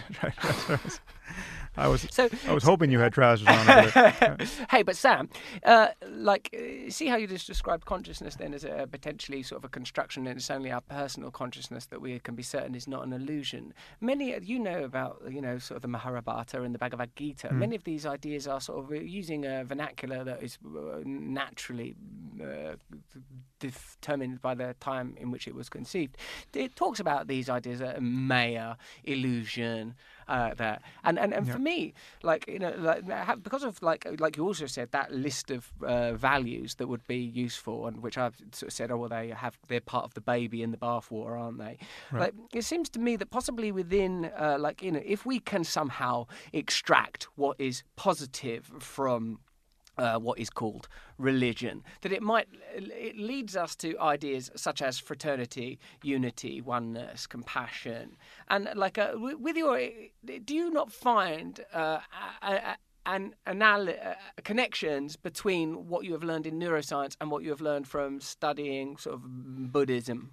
Oh yeah. Well, the connections are very direct, but how do they know that stuff? But we don't want just because it's just the nature of consciousness. You're talking about people who spent, especially in the Buddhist case, just an incredible amount of time studying from the first person side what experience is like, what its character is. And so, I mean, one analogy would be, the central claim of Buddhism is not just Buddhism, but Buddhism, and I would put several of the Indian traditions like Advaita Vedanta in there, with the central claim is that the self is an illusion. The ego is an illusion. And when I say self, I don't mean that people are illusions. I mean that the sense that you have a subject riding around in your head thinking your thoughts, right? Yeah. That there's a thinker in addition to the thoughts. That's an illusion. Yes. And that makes perfect sense neurologically, because there's no place in the brain for your ego to be sitting. There's no central place where everything comes together. There's no unchanging center in the brain. You're just talking about a cascade of neurophysiology, and everything is distributed everywhere. And it's not, and there are various parts of the brain that are coming online and off and subserving conscious states, and not. It's a process. And if you could experience consciousness as a flow of sensory and emotional and interoceptive experience, without the sense that there's an unchanging center riding around on that flow, right? Like a man in a boat on the stream of consciousness. Yes. If you could experience that consciousness without that, that would be an experience that is much more coincident with what we understand neurologically. That would be to experience something that is more true from the third person, brain-based, what do we see inside the head side. And it just so happens you can experience that. That is what meditation is like when you really know how to meditate. This sense that there's a meditator in the head strategically paying attention to experience rather than just pure experience, that drops away, right? So that's one piece of data in favor of introspection here, and it's not a piece that the Western intellectual tradition or the Western spiritual tradition ever got a good handle on. I mean, so yes, you can find specific Christian and Jewish and Muslim mystics making these noises, but when they make these noises sufficiently, they start to sound like Buddhists, and their co-religionists want to kill them rather often, right? Yes, and not only the co-religionists, the powerful entities within nation states and economic entities. Like, if people start believing they're not individuals, it's very hard to market at them. Yeah, but we haven't had a lot of problems with people being killed for not doing enough shopping in shopping malls because unless there's a shooting in the shopping mall, or unless the stuff they buy in the shopping mall kills them. But if you look at the history of Christianity and Judaism and Islam, you find people who I mean, these are explicitly dualistic traditions. You have a soul. You have a soul that exists in relationship to the divine, and Sure. that division I would say that the is reason maintained theologically. I would say, Sam Harris, that the reason that bifurcation occurred is precisely because were man's relationship with the divine prioritized in the manner that you've just been describing that seems neurologically apposite, were that to become our priority, a materialistic, let's call it, lifestyle, a mechanistic social system such as the ones that we inhabit would be less fertile, because if people believed that the ultimate reality was not being experienced by the self, that there was no self, that unbinds us. That makes oneness a real possibility. That starts to suggest that your consciousness and my consciousness ultimately are the same, or at least there's nothing to suggest that they're any different, and that the things that we believe to be different are superficial accents acquired through culture and education. But that's also true materially, and we shouldn't give the material short shrift, because the material progress is the thing that frees attention to. Just you roll back the clock long enough, you find people living in just perpetual states of trying not to die, right? You're fending off wild animals, you're exposed to the elements, you're suffering the consequences of disease, and you have no concept of what disease is, right? You don't know about the germ theory of disease, and your child dies, and you think it's because your neighbor shined the evil eye on the child, right? So it's like you have magical beliefs accounting for changes in the world, and they're completely fallacious, right? So the progress we've made in understanding the material world is all to the good, except we have all of these misaligned incentive problems and externalized damages to very good things. Like you want an iPhone, right? But you don't want people jumping off the roof of Foxconn because life is so painful there to make an iPhone, right? So is it possible to make an iPhone without creating just unendurable misery for some number of people? Undoubtedly, it must be true, right? We haven't figured it out yet, so as to make that the default, and we need to do that. But there is no distance between the material and the spiritual here. Because if consciousness is just a matter of information processing in the right complex systems, and if consciousness could one day be born in our computers, right? Well, then we'll have an ethical obligation to not make our computers suffer, right? If Siri could suffer, right? Well, then it matters how you talk to her, and it would matter I've only used her for stupid questions. Mine's a bloke, actually. Oh, yeah? Why complicate life? And we're obviously not there yet, or it certainly seems obvious that we're not there yet, but at a certain point, we will very likely either be in the presence of conscious machines or think we are, right? We'll lose sight of, they'll emulate conscious systems in a compelling enough way that our default will be, I'm in relationship to this thing now, and to withdraw a sense of consciousness in that case would seem just unprincipled and unethical. We could well build machines that seem to have emotional lives and even have more richer emotional lives than we do, because they're going to have access to all of human knowledge, all of the aesthetic products of human ingenuity for all of history, and they'll be able to talk about them and appreciate them and remind you of how much you love certain things and react to your emotion faster and more accurately than your best friends or your spouse, right? Ultimately, we will very likely build these machines, and if we haven't understood how consciousness arises in physical systems, we'll think they're conscious, and we will maybe right or wrong about that. And whether we're right or wrong about that will be of huge consequence, because it would be an absolutely abhorrent act to build conscious systems that can suffer in ways we don't even understand. Yes. And just to cavalierly, spawn this off in simulations and on the Amazon cloud and not know what the hell we're doing. For me, though, of course, we've already created that this is not just a hypothesis, because already all around us, as we've already fleetingly discussed, lie scattered the damaged and broken and presumably conscious entities that are our fellow human beings, our fellow Englishmen and Americans scattered and broken around us. Sam, so for me, here's 2 points to wrap up, because we've gone much longer than I intended to. Sure. It was trippy, huh? Yeah.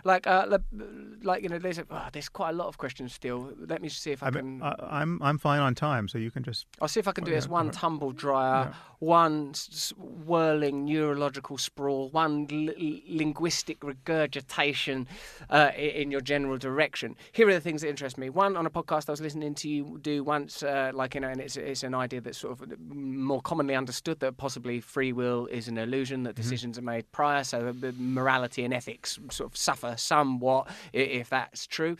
Two, I don't think that final part holds. Oh, really? Yeah. Okay, I think you can have all the morality. You can have all the morality. Person. Helplessly, I've realised yes. about you. Yeah. You can have your morality and ethics without free will. Can have morality and ethics without free will, but their role, but the way we evaluate them has to be sort of looked at differently. Do it in one big. Let me do my vomit. Yeah, go for it. Then you do yours back. Yeah. Yours is more piecemeal. Yeah. Mine's a sort of a literal slew. Yours has all sorts of rationalism and academia, like built on a sort of a Minecraft. So it's a beautiful architecture. So Sam Harris. The other thing is, when you have taken psychedelics, did you not experience things that are comparable to what you described is neurologically demonstrable and what you've experienced in meditation? A sense that your individual identity is a sort of a confection of sort of ideas and sensation, and that there is a sort of a beautiful oneness. I myself have taken hallucinogenic. I'm clean now for 15 years, but prior to that, when I used to take hallucinogens, the thing I didn't have the vocabulary, artillery or education to understand what the hell was going on, and I wish I'd been born into some sort of shamanic tradition where people taught you what spirit is, where they taught you what it is to be a man, what they taught you what love is, and how to behave, and how to create systems, and how to father a daughter, and how to take care of it. Regardless, I experienced something within my identity, seemingly beyond my identity as a 16-year-old boy. I remember thinking, oh my God, this is not who I am. I am not this body. My consciousness is other than this temporarily individuated form. Only the distinction, and even just on the physics level, like everything was one, everything is expanding. I am only experiencing time in an animalistic way because of my own entropy and atrophy. Were I a limitless and eternal material being, I would see myself as part of the whole, as part of oneness, because the way that I narrativize my life is as a result of biocentric experience as opposed to objective experience. I've just been subjected to this stimuli and I've built an identity around it. It felt extremely true, and it stayed with me ever since, and I've revisited it through meditation. Aside from it being an interesting experience intellectually, it's an interesting experience emotionally and spiritually. And if this sense of oneness does not translate into a sort of a personal ethical code, that means I treat people lovingly, what is its value? So there's two questions. Have you experienced that state, and what do you think of it, the moral and ethical implications on an individual, and how does it translate into our behavior? Well, there are two states I would want to differentiate. There are two ways in which you can think about the loss of self and the sense of oneness. So with psychedelics, you get, to come back to what I said before, you have consciousness and its contents, right? There's the fact that things are appearing. There's the fact that there is experience. And consciousness is the knowing aspect of experience. And in the normal course of events, you have, ordinary sights and sounds and smells and sensations and thoughts and emotions, and and most people go through life thinking every moment of the day in that context. They don't know how to meditate. They don't have any mindfulness. They have this sort of white noise of discursivity, where they're talking to themselves, and everything they see and sense and every interaction is filtered through this conversation they're having with themselves, and the world they see visually and the world they sense with touch and other senses is tiled over with concepts. So I look at a bottle and I see bottle, right? I'm not this field of light and shadow and color is differentiated by concepts. I see my phone, I see a bottle, I see the table, and everything is solidified that way. Now, what happens with psychedelics is your habit pattern of thought and attention is completely bowled over by the pharmacology of whatever you've just ingested. Right? So if it's acid or mushrooms or any of those classic psychedelics, it's just whoever you are, whatever your talents are at introspection, whether you've ever wanted to meditate or not, you are guaranteed to have a change in your experience if you take a sufficient dose of a psychedelic. Now, it can be a very chaotic and unpleasant change. It can mimic psychosis. Right? A bad acid trip is really bad and not spiritually uplifting at all. But a good one can put you in a state which is just unimaginably expansive, where like all of this, the normal kind of perceptual categories and emotional barriers between you and the world break down, and there can be this kind of like just this free flowing exchange of energy and sense of oneness, where you can you touch a tree with your hand, and there can be kind of a laser like concentration in the sensation of just having your hand make contact with the tree, and there can be just this sense of just the energy of that touch, right, can become, it's like you're turning up the volume on this channel of information and making it conscious in a way that it never is in normal life. And so you could spend 2 hours just in this kind of orgasmic union with a tree, right, on the right drug. Now, you can have all of those changes happen in your consciousness, like the full pyrotechnics of a psychedelic display without losing the sense of an ego. You can actually you can still feel that you are the center of that, and it's just so much better, or in the chaotic psychotic side, so much worse to be you at that moment. Now, for me, meditation has a very, if you go on intensive retreat and you're spending 12 to 18 hours a day meditating, you can have psychedelic-like changes in the contents of consciousness. But the more important change for me is the insight that there is no center to consciousness, that there simply is consciousness and everything appearing. And when you have that insight, it actually doesn't matter what is appearing. It doesn't matter if when you touch the tree, it feels like a million watts of sublime energy, and there's no barrier between you and the tree. That is the same on some fundamental level. That's the same as just seeing a water bottle and picking it up and having a drink in a completely otherwise ordinary state of consciousness. The center can drop out equally or be present equally in both of those cases. And I'm much more interested in finding this unifying experience of centerlessness in the midst of whatever is happening. Because the problem with the psychedelic experience or any peak experience is that they come and go. They're by nature impermanent, right? And you had to bring some causes and conditions together to make them happen, whether they're pharmacological or meditational. You had to go on retreat for a year and meditate 18 hours a day in order to see those inner lights or whatever it was, or you had to kind of blow your mind on acid and be kind of useless for the rest of the day in order to have that. It's possible to have no ego and have none of the problems which an ego gives you in a state of otherwise totally ordinary consciousness, in a state that's compatible with having this conversation. It's just you either feel like there's someone behind your face in this moment or not. I mean, that's really what it is. It's like if you're looking at me and I'm looking at you, the default state of consciousness is to feel like you're behind your face looking out at a world that's not self. It's like you're over there, you're kind of behind the mask that is your face, and you're looking at me. And that's and when I look at you, when I react to something you say, right, when I say, well, that's clearly bullshit. Well, hey, you haven't thought that through. That feeling of my pointing at you're implicated over there, right? And you begin to react based on that implication.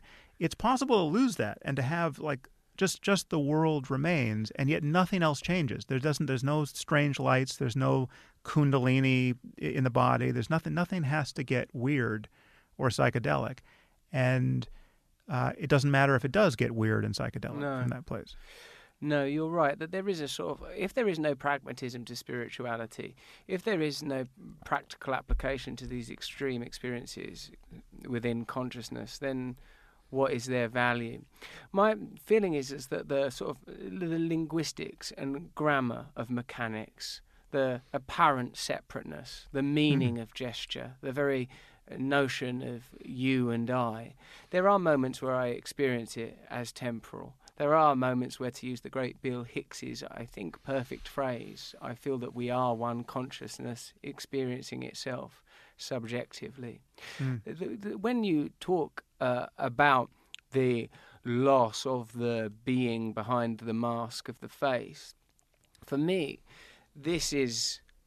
we are talking about enlightenment, and you're talking about a rather ascetic version of that without bells and whistles and pyrotechnics, to use your earlier phrase. But similarly, when you talk about the psychedelic, that sort of very emotional description of connection and love. For me, these are the kind of experiences that we need to convey into an environment that, deprived of that kind of experience and understanding, creates maximum security prisons which find further means for degradation in gangs and separation once within it. That we are living perhaps in a time that is, for me, determined by the extraction of the spiritual, as opposed to the sort of the amplification of it. And for me, the distinction that you and I have in the way that we view the world is that I feel that the main agent in extracting this element of spirit, without which I don't see a solution for the 7 billion people on this planet, that the main agent is post-secular capitalist culture, and you believe I that don't it's agree. religion. Well, no, it's not only religion, but it's dogmatism. It's bad ideas that are immune from criticism and therefore remain effective. So what we need, well, again, it comes back to conversation and violence. We need successful conversations. We need to converge. We need to find the thing that can be said so as to get the people who are wrong to recognize it, right? And that's all of us some of the time, right? It's like how long do you want to be wrong for?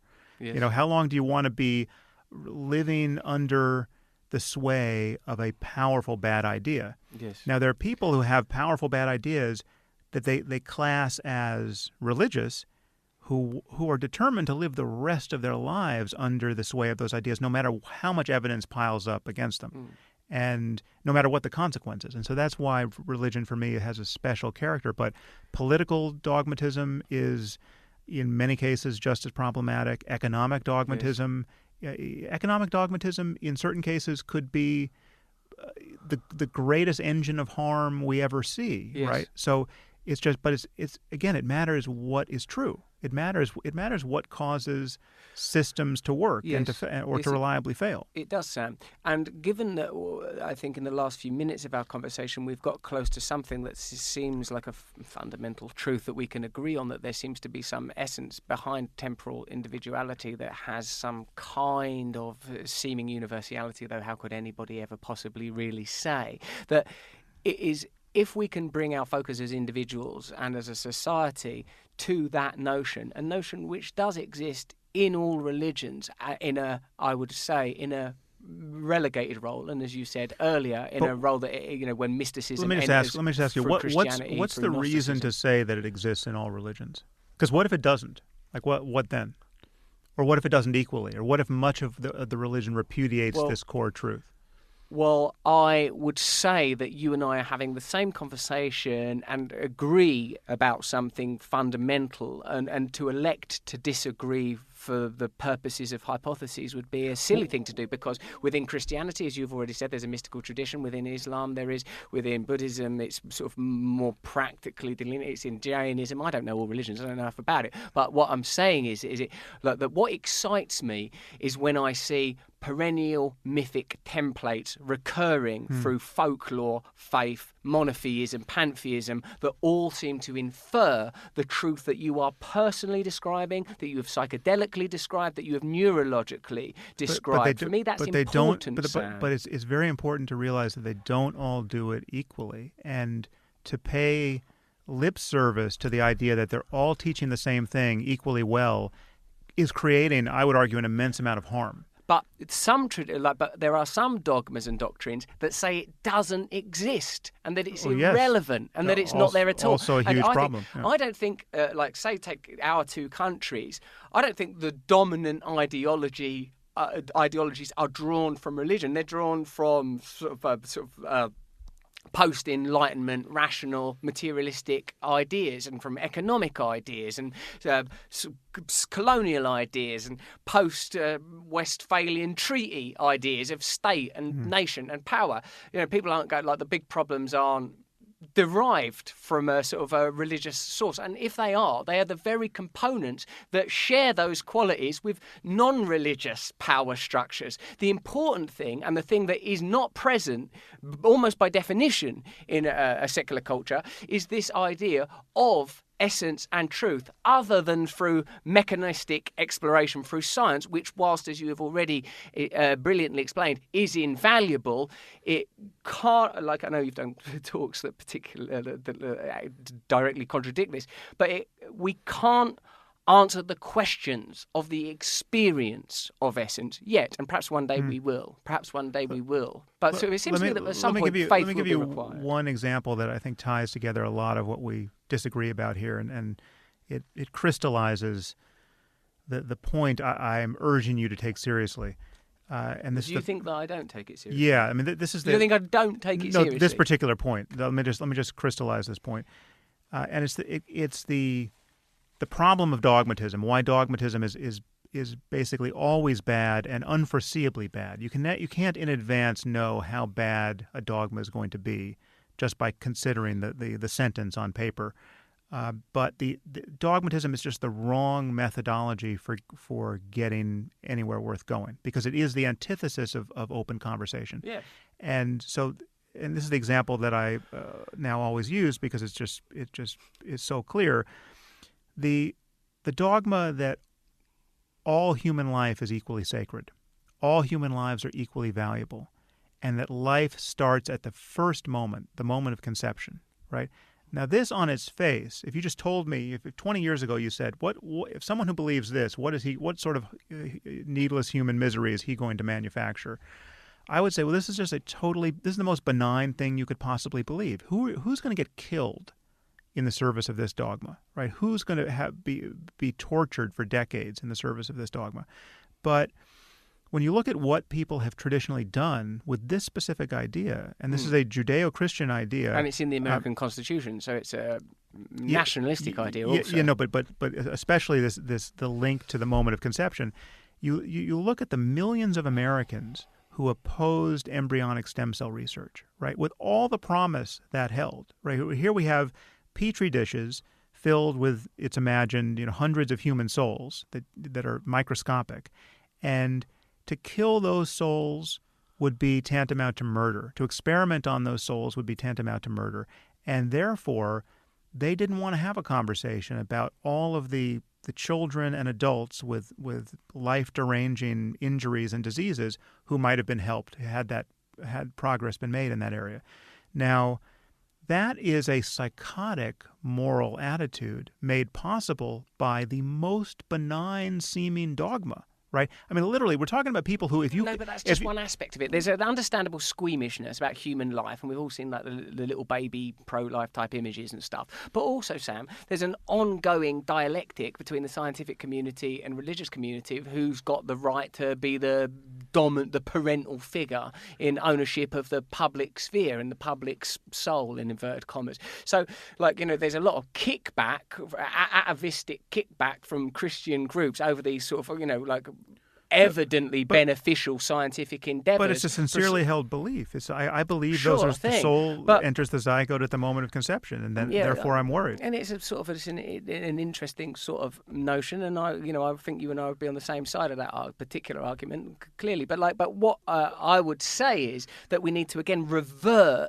to focusing on what is truly divine or sublime, these moments of interconnectivity and oneness, and then we wouldn't need trash talismans to be placeholders for meaning in a culture that has lost its meaning, I would say in significant part because the role of the spiritual has been relegated to meaninglessness in favour of a materialistic, mechanistic culture that leads ultimately to sort of widespread consumerism and sort of unconsciousness, that we're continually in that world of reiterative thought, constant tangled thought, that because people have no experience of the sublime, of the divine. But again, I just wouldn't. So you have your own fetishistic objects, like this notion of consumerism, right? So like you and I are having this conversation in a podcast studio at Headspace.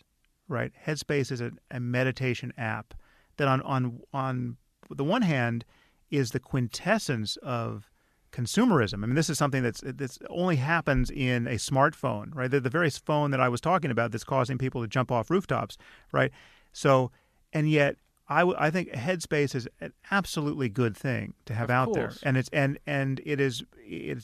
bringing a incredibly useful practice to millions of people. And podcasts bring incredibly useful conversations to millions of people. All of this is enabled by mere materialism and mere consumerism. And there has to be an ethical and spiritually correct way to do all this. It's not a matter of getting rid of the microphones and getting rid of the smartphones.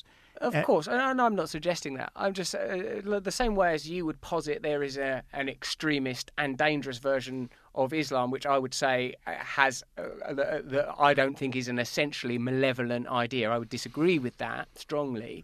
I would say that people having objects isn't necessarily wrong, but to fetishize objects and to believe that some kind of fulfillment and spiritual solution can be achieved through the acquisition of objects is dangerous, and all the more dangerous because it's not so explicitly understood that that's what's happening. That the extremist ideology that we already live within is so all-encompassing that we cannot see its horizons, that we have lost the tools to understand it and describe it. I'm not talking about sort of a post-Stalinist leftist position. I'm talking about the reinvention and the re-embracing of the human soul. Can we find that? You've talked, Sam, endlessly about we need to have a conversation. Well, you and I are having a conversation. I believe in God. You don't believe in God. And it turns out that the differences aren't actually, when it boils down to it, that meaningful, because when it comes to love of our daughters, freedom, compassion, we ultimately believe the same things. I think that unless you and I can find a way of saying, okay, I respect that, like a lot of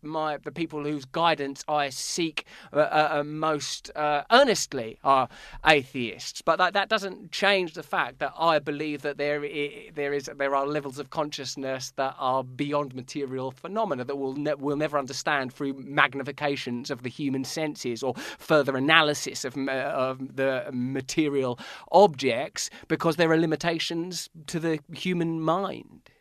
And ultimately, and importantly, Sam, I also think that all of this stuff, all of this ethereal wittering has no meaning unless it translates into love and compassion, unless there is some meaning in the idea that there is some connection between a tree and a hand if you achieve the correct mental state. Yeah, I mean, again, there are wrinkles here that I just want to flag. One is that extreme mental pleasure is divorceable from ethics. So, for instance, to go back to this perverse case that we started with, suicide bombing, I have good reason to believe that the mental state of a suicide bomber before he... You think it's euphoric? Yes. We're not talking about suicidal people who are just trying to end the depression as fast as possible. We're talking about people who are on the cusp of the deepest yes, spiritual I know, reward. But all right, but then let's take this. Listen, you like thought experiments, and so- you've had so much time with suicide bombers. Take a person like a policeman that's willing to risk his own life to rescue a child in jeopardy. Yeah. Similarly, their regard for their own life is being abandoned in that moment, and that too could be described as a kind of euphoria. Oh, sure. But because it happens to fit in that's- with our worldview, we're cool with it. Yeah, oh yeah, but so that's what I'm saying. The real consequences for human beings matter, and it's possible to. I mean, euphoria is something, and a sense of meaning is something that can be totally misaligned with what I think we would agree is an actual ethical relationship and an actual spiritual insight. And so that's so euphoria is not a perfect guide. It can be a very misleading guide for wisdom and compassion. That's the point I was making. This is true. I've made some bloody bad decisions as a result of euphoria. Yeah, and so and the absence of euphoria can also be misleading because they're genuine. Like so, what I just said about this kind of non-dual experience in meditation, you can have it in a very subtle way that doesn't summon, at least certainly doesn't immediately summon some radical change in the feeling tone of your experience. It can be as simple as just looking at a water bottle, and it's just it's just the lights are on and there's no center.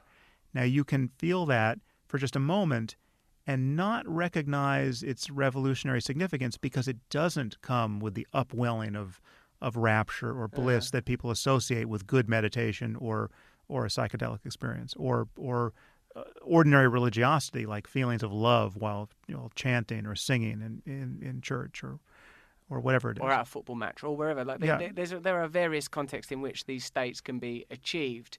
And I suppose what I believe is that we should be looking to create these states, prioritize these states, and give more people access to them through whatever means. Certainly I don't agree with the imposition of an ideology of dogma on anybody else. And I think the key obstacles to that are huge centralized power bases. And without the removal of that, I don't see how there could be a solution. Yeah. Well, we I don't know how much we disagree about all that. I mean, we haven't. Again, it's all a matter of alternatives. It's like democracy seems impressively broken to me, and capitalism seems impressively broken to me, except the alternatives seem worse. I mean, this is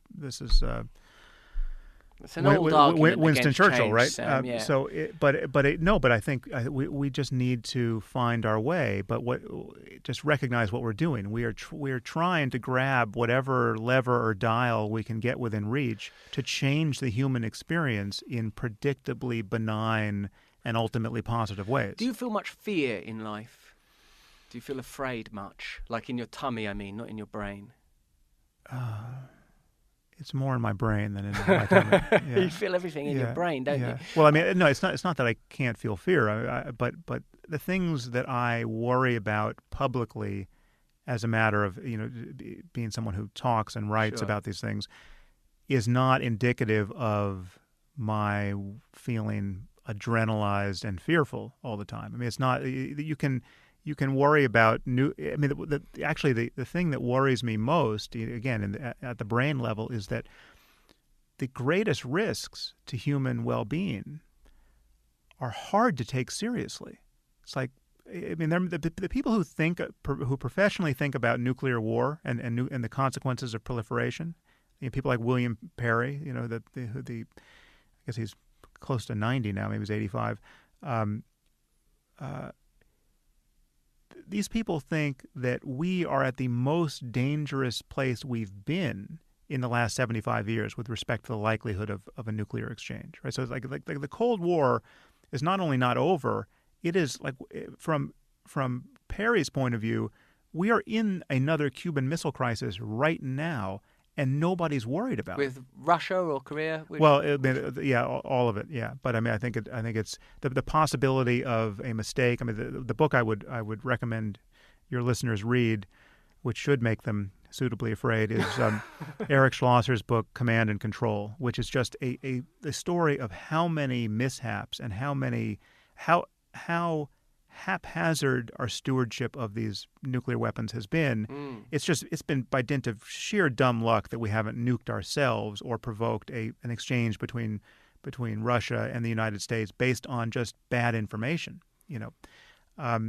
So what is worrisome here is that it's hard to spend more than 5 minutes worrying about that on any given day. I can worry a lot about totally trivial things in my own life, right? Too. Like if my website goes down, my feeling of kind of moral emergency is at 11, right? Like, what the fuck is happening? My website is down. I want to call my website developers, and it's an emergency. It's like, and yet, when I hear that the people who make it their business to think about the prospect that whole cities may be annihilated by the biggest bombs in our lifetime, when I hear that they are more worried than they have ever been, I can, 5 minutes after we talk about this, I'm not going to be thinking about it, right? And that worries me. It's hard to have an appropriate emotional response to what we think the data show. And so it is with the suffering of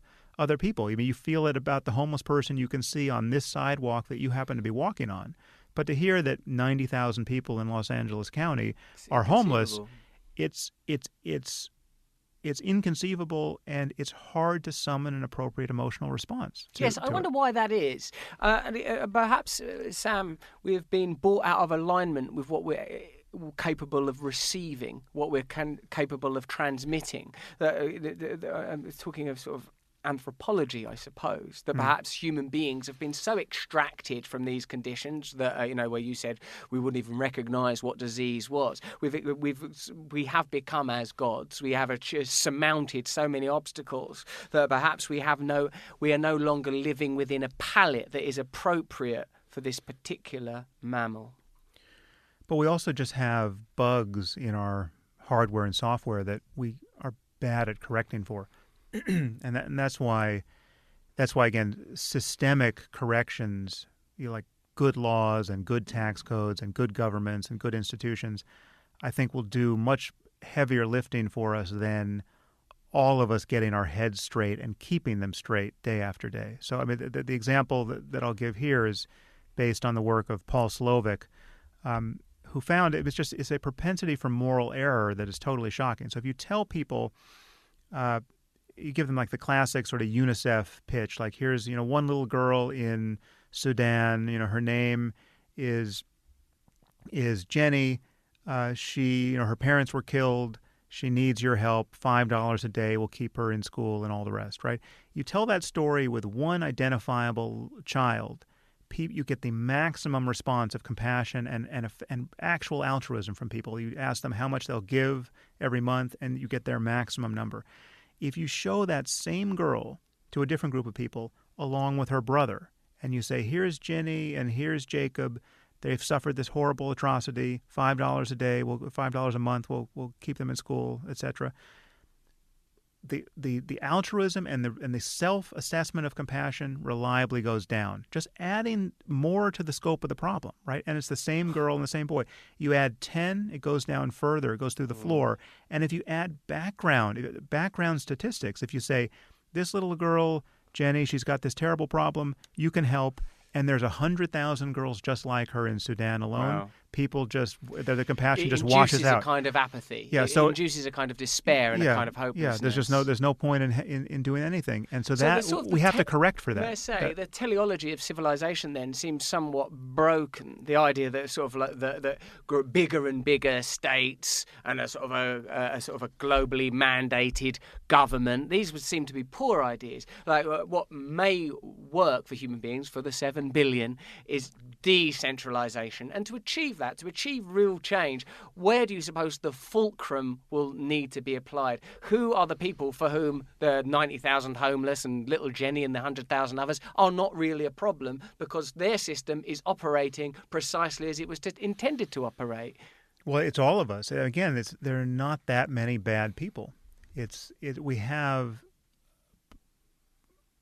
a default level of selfishness in virtually everyone all the time. And that we have to figure out how to game that and channel that successfully toward more benign ends. I mean, what you want, the perfect system, and this is what capitalism promises but doesn't deliver, is everyone selfishly seeking happiness for themselves and prioritizing the happiness of their families, their loved ones, and then maybe going out maybe extending that circle more and more as they learn more and more about the other problems in the world. Yes. But they'll never extend that circle perfectly, or most people certainly won't. And what you want is a system that captures all of that energy in a way that allows all boats or most boats to rise with the same tide most of the time. And is there a perfect solution to all of these zero-sum and positive-sum arrangements? I don't know, but there's certainly better and worse ones, and we know there's some bad ones on offer that we don't want to experiment with again. Yes. And we want to refine our current set of solutions so that life gets better and better. The truth is, this can sound like a very despairing conversation, but life has gotten better and better for virtually everyone in our lifetime. I mean, if you look at the last century, I mean, it's something like 10% of people now live in extreme poverty, and 90% of people don't. We've got 7 billion people. 90% of them are not in what we're calling extreme poverty. Something like 150 years ago, that was flipped. It was 90-10 the other way. It was 90% in extreme poverty. I suppose, again, though, Sam, the metric by which we judge poverty and the metric by which we judge human experience is something that could be long debated. And for me, I suppose what I'm interested in, and here I think we concur, is truth. A truthful experience. I listened to a podcast you did once, and with someone I also respect very much, Jordan Peterson, and it got caught up a long while on some sort of semantic tangle, and But what I feel is that I am interested in my own sweet, selfish, egotistical way in conveying and transmitting love and change, and I think that the point where I feel pressure needs to be applied, if that's even the right attitude, need it be combative. For me, the sort of the focus, I think individual personal revolution and personal salvation, I think, is an important component, and the introduction of ideas that go beyond rationalism and materialism may be a necessary spur for significant change. I feel like rationalism and materialism lead people to believe, well, we're just individuals, we're here for a short amount of time, pleasure, sensation. It seems to me that just looking around, that seems to be what is happening. It seems to disengage people, and some of the examples you've given about human compassion. It seems very hard for people to access love, to access community, and within the operating system that currently abides. I would agree. Yeah, we need more. And again, what you're talking about are systems and institutions that it's just how good could a school be, right? How good could entertainment be? How good could the internet be? How good could social media be in terms of leading us where we want to go, both personally and interpersonally? And I think we are at the beginning of perfecting those things. And it's not that we'll reach perfection, but all of these things are obviously so broken as they are now that we just don't know how much better life would be if we got halfway to the optimum. It's just there's an immense amount of work to do, and the work will be done on the basis of having insights into truth and having a fact-based discussion about the consequences of turning any of these knobs. Sam Harris, in the background, there's the sort of gallery to this small facility, that Headspace, the brilliant app, in spite of the contradictions of having existed in a consumerist technological world, which I would like to give props to. I realize your back was against the wall on that one. But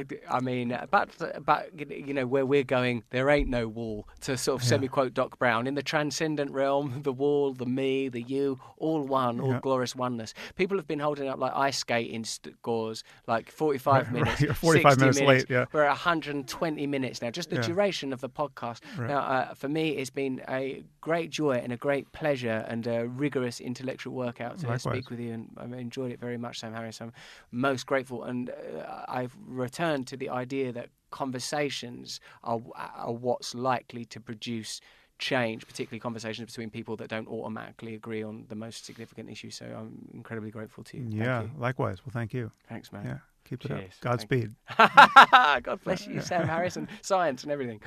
Yeah. Hope you enjoyed that episode of Under the Skin. This show was sponsored by my book Recovery, which is available now. You can order it on Amazon if you want it. And you can also get the audiobook on Audible. It'll help you change your life. It'll help you to see the world more clearly, more lucidly. Finally, if you like the show, subscribe to it and review it on iTunes or wherever you get your podcast from, and give it 5 stars because it makes me look good and feel nice. And isn't that ultimately the objective?